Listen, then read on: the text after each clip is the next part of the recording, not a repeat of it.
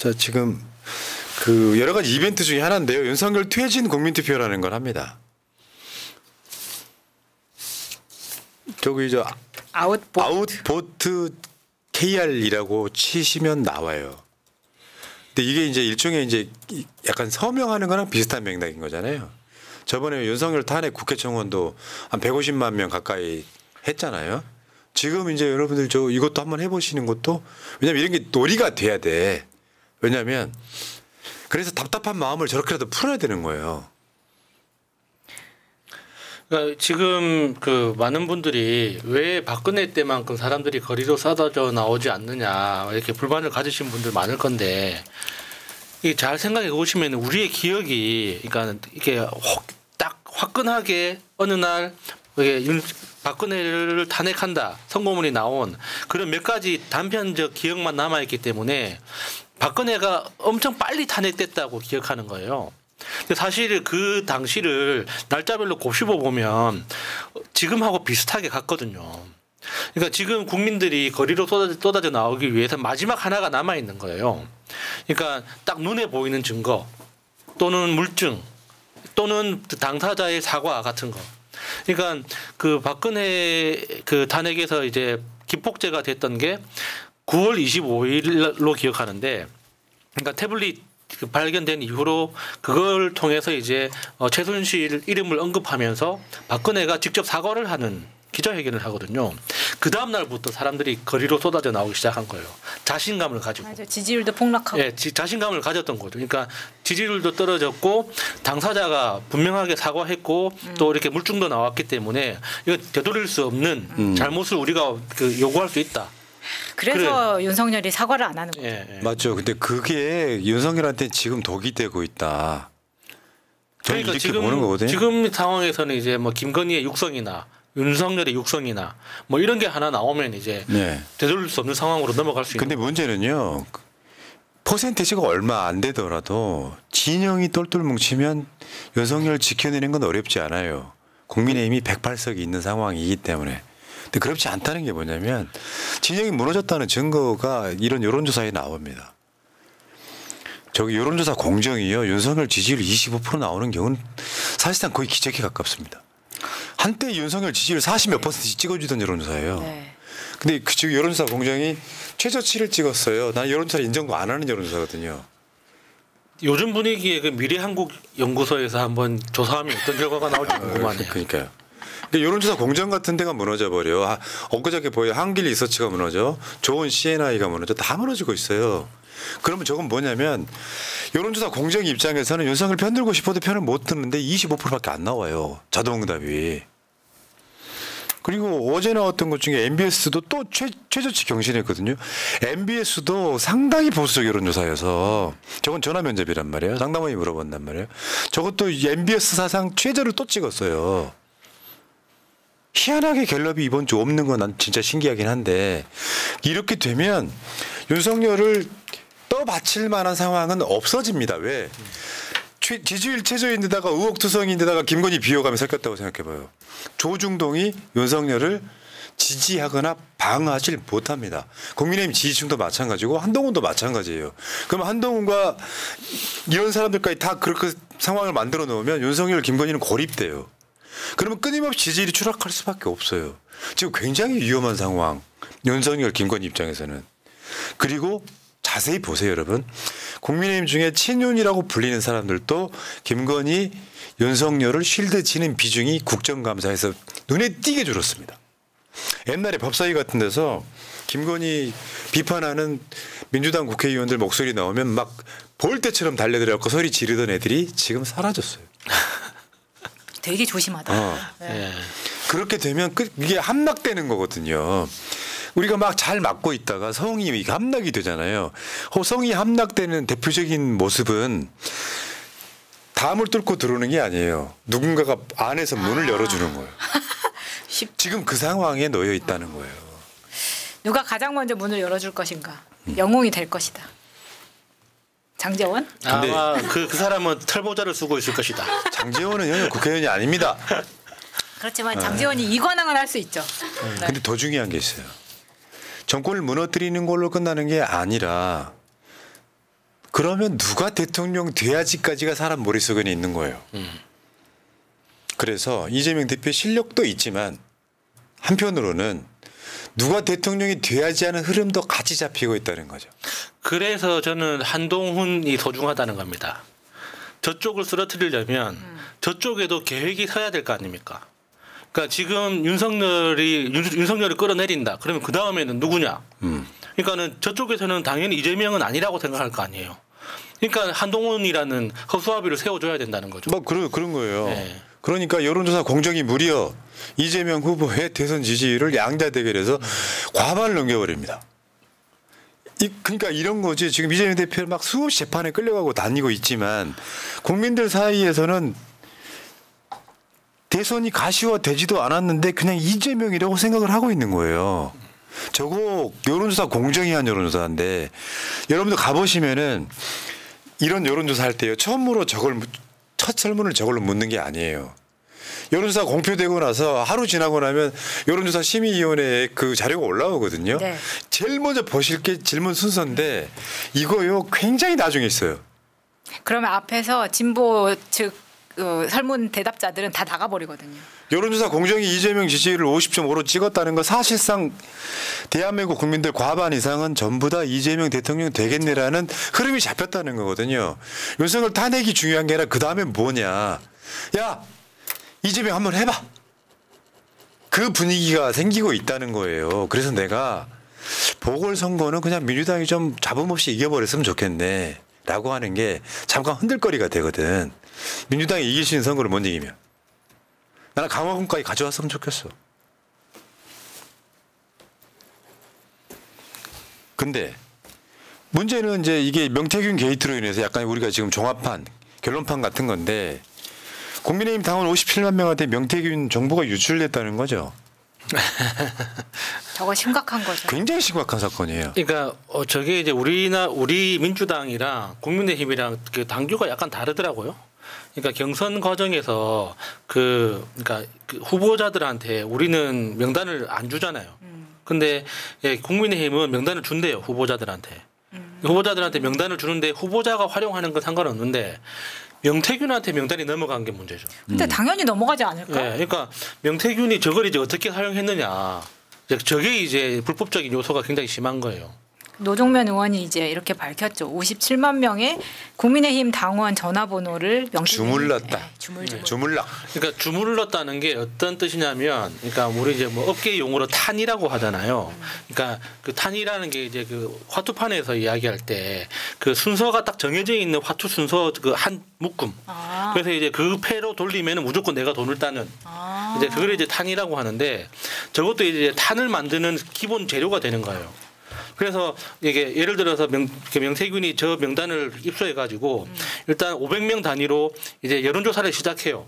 그래서 응답 그 율이 좋은 번호가 있고, 그러니까 그 윤석열을 지지하는 번호가 특정될 거잖아요. 그것만 긁어 모으는 거예요. 그래가지고 그게 이제 10번, 20번, 30번 계속 하다 보면 어느 정도의 이제 데이터베이스가 나오잖아요. 그러면 이제 윤석열이 원하는 만큼의 숫자를 뽑아둘 수가 있는 거예요. 이게 내가 전에 했던 이야기이기도 해요.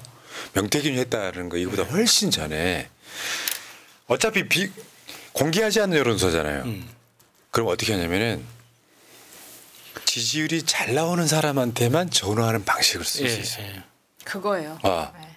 그 이야기 내가 여러 번 이야기한 적이 있잖아요. 지금 현재는 지지율이 잘 나오는 사람한테만 전화할 수도 있지만 내가 원하지 않는 대답을 하면 끊어버리는 방법도 있습니다. 그렇게 대답한 사람들은 다 빼버리고 예. 내가 원하는 대답만 해줄 사람들 리스트만 가지고 이거 가지고 하는데 오늘 이제 나경원이 예전에 서울시장 후보로 나갔을 때인가 지금 명태균에 대한 일이 심정이 있잖아요, 나경원이. 그러면 그때 당시에 너무 이상한 여론조사가 많았는데 예를 들면 여론조사 500명을 하는데 1시간 반 만에 그게 끝난다는 거예요. 그게 말이 돼요? 1시간 반 만에 500명을 여론조사를 했다는 게? 응답률 92%. 네. 그러니까 대기하고 있던 사람들이 딱 전화 받을 수 있게끔 이렇게 한 의혹이 있는 거 아니냐. 그러니까 여론조사를 그 여조 라이팅이라고 해서 깜깜일 때 쉽게 예를 들어드리면요. 민주당 전당대회 이번에 8월 달에 했었잖아요. 그러면 이제 라운드가 한 6라운드 이렇게 갑니다. 근데 다 후보가 좋아. 누가 진짜 1등인지 모르잖아요. 다 좋아하니까. 그러면 이제 그중에 인지도가 높거나 호감도가 높은 사람이 1등이 나올 텐데 그런 거죠. 그러면 8명 중에 내가 2표밖에 안 갖고 있어요. 그러면 잘 나가는 사람을 찍을 수밖에 없어요. 그게 뭐냐면 이거 이제 제가 만든 용어로는 주류 편집 현상이라고 해요. 남들이 다 따라가니까 1등 난 사람한테 더 붙는다는 거죠. 실제로는 만약에 아주 공정하게 민심을 따져보니까 예를 들어서 그 당시 대선에 나왔던 사람이 유승민이 1등이었을 수도 있는 거예요. 근데 패를 딱 깠더니 윤석열이가 1등 나잖아요. 그러면 유승민을 적극 지지하지 않는 사람, 홍준표를 적극 지지하지 않는 사람들이 그래 윤석열이가 정권교체 해보라 해가지고 윤석열한테 붙는 효과가 있다는 거예요. 그러니까 대개 사람들 대중은 있잖아요. 80%가 기회주의자라고요. 강력한 사람들이 누군가 하나를 밀고 이 사람의 힘이 센 거 그게 드러나면 대중은 절대적으로 그 사람한테 쏠릴 수밖에 없다. 그러니까 윤석열이를 사실 아까 그 헤드라인이 나온 거잖아요.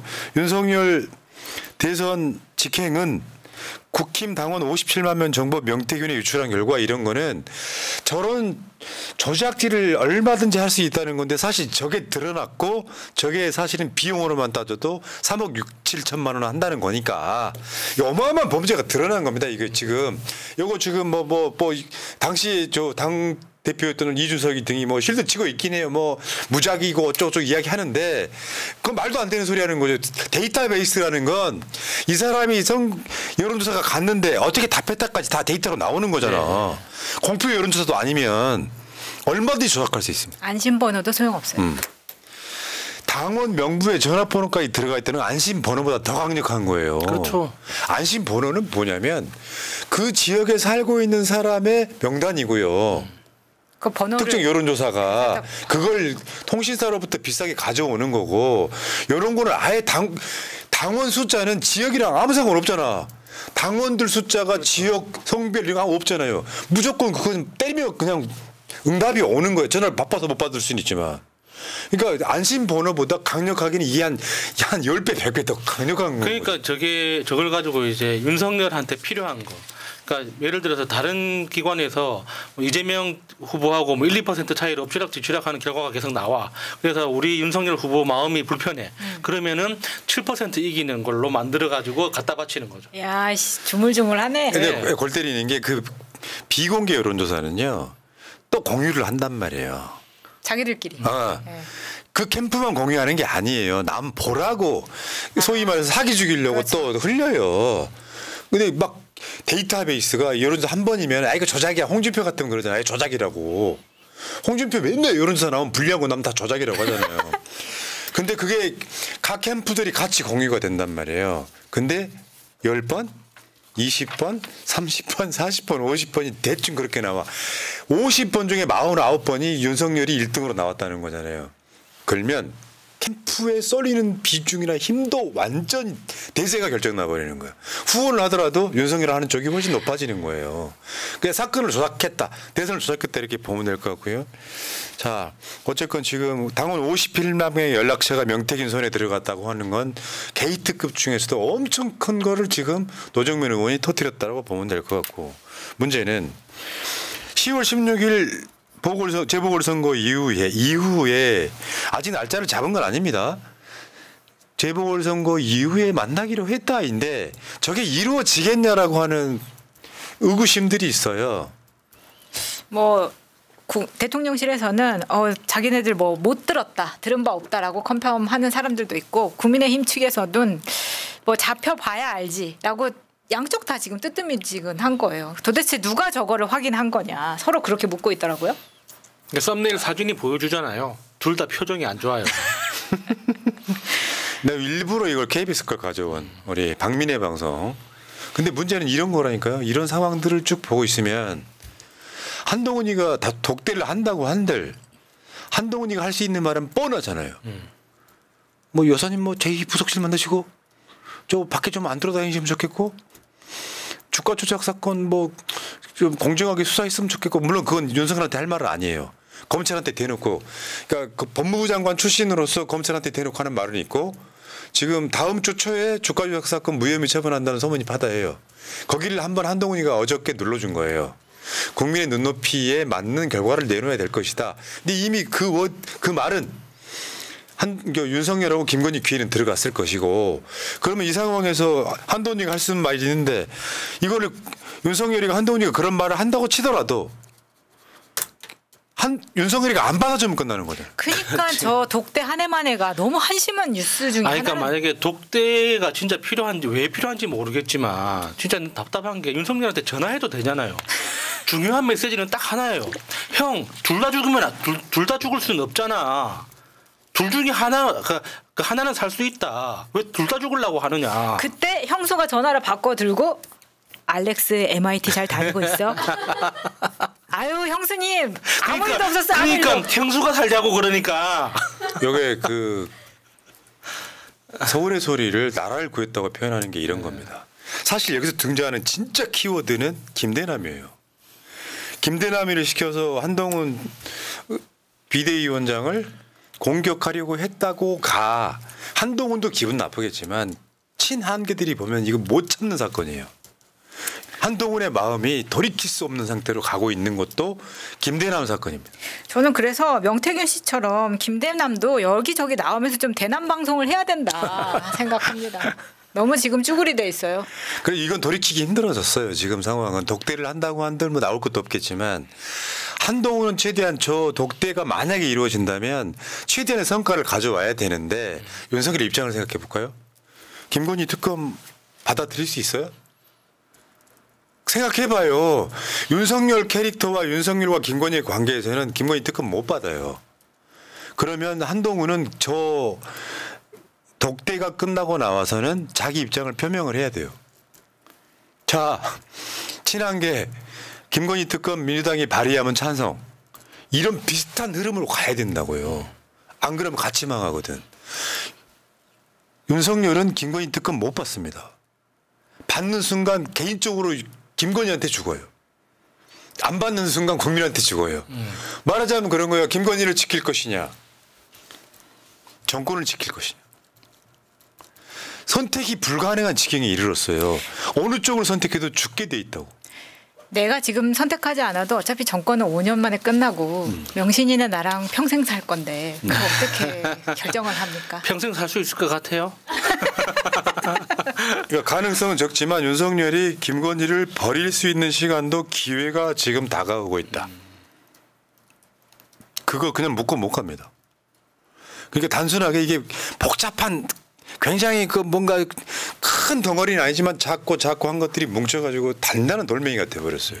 이건 못 깬다. 윤석열은 사면척을 하니까요. 그걸 깨달으면 머리가 좀 있는 거고 못 깨달으면 그냥 망하는 거고요. 내가 권유를 한번 해볼게요. 윤석열한테. 김건희 특검 받는다고 하세요.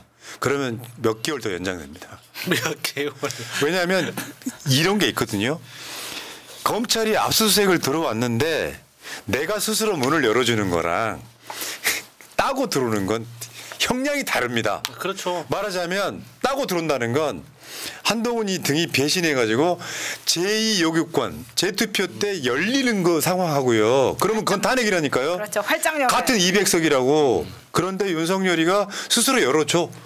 김건희 특검 받을게 하면 윤석열 정권이 몇 개월은 더 간다니까요. 그러니까 그런 똑같은 논리로 명태균 씨한테도 적용할 수 있거든요. 그러니까 명태균 씨가 민주당에 탄원서를 넣어가지고 양심 선언자가 되면 이게 범죄 혐의에서 벗어날 수가 있습니다. 근데 지금 저기에서 같이 흙탕물을 뒹굴면 진짜 같이 말려 들어가는 거예요. 근데 윤석열이는 그런 말이 안 될 것 같아요. 에이, 뭐 108석 있으면 지키면 되지. 내가 어떻게 우리 건희를 배신해가고 사랑스러운 그 건희를 말이야 이럴 수 있고요. 여러분, 그래서 여러분들 집회 나오십시오. 야, 이번 집회 포스터는 좀 세네요. 마음에 듭니다. 국정농단 특급 범죄자 김건희를 구속한. 합성 같지도 않아요. 너무 자연스럽다 진짜. 저 머지않아 보게 될 이 모습을 원하신다면 자 이번 주에도 변함없이 토요일 집회 나오시기 바랍니다. 이번 주는 지금 서울에서는 서울시청역 같은 장소에서 하고요. 각 지역마다 지역에서 집회가 이루어집니다. 다음 주가 집중 집회죠. 네, 다음 주가 집중 집회입니다. 다음 주 집중 집회 때 지금 전국 각지에 버스를 또 대절할 예정이거든요. 저희가 계속해서 텔레그램 단톡방인 공지방이나 유튜브 커뮤니티를 통해서 계속해서 알려드리겠습니다. 예, 여러분, 자 오늘 방송도 잘 보셨는지요? 어려운 이야기들, 그러니까 힘든 이야기들, 괴로운 이야기들 앞에 노벨 문학상을 탄 한강 작가에게 다시 한번 축하하고 사실은 그 상은 우리가 받은 겁니다. 한강만이 받은 게 아니라 우리나라 국민들이 받은 거죠. 맞아요. 예. 자, 여러분들이 지금 사실상 한강 작가의 그 작품을 노벨 문학상으로 올려주신 거예요. 사랑해 줬기 때문에. 여러분들 힘들 내시고 집회에서 뵐게요. 새날 방송은 다시 월요일 날 찾아올게요. 자, 수고하셨습니다. 고맙습니다. 감사합니다. 고맙습니다.